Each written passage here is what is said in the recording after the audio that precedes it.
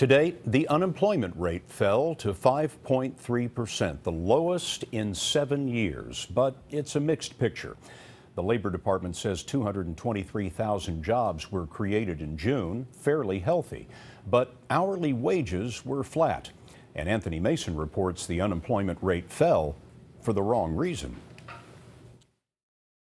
The unemployment rate dropped in June, but only because more people dropped out of the workforce.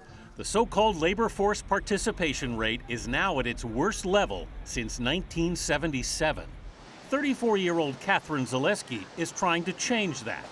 She's president of Power to Fly, a new hiring website for women who want to work remotely from home. How are the interviews going today?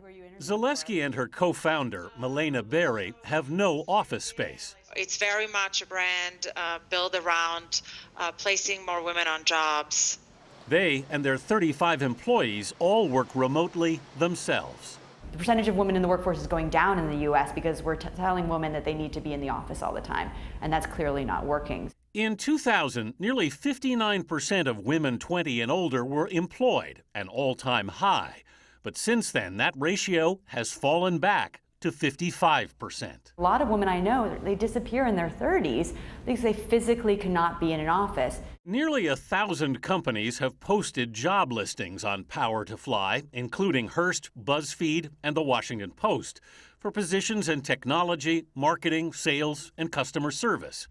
And the website is growing so quickly, Power to Fly itself plans to hire another 60 workers over the next 6 months. It's this idea that you can continue to be just as productive, just as valuable as a team member, but you can do it remotely. It's not just women who've been withdrawing from the job market. Only 71% of men are now participating in the labor force. And Scott, that's an all-time low. Anthony, we saw yet again in the jobs data today that wages are flat. Basically 2% over the last year, Scott. That's barely above the rate of inflation.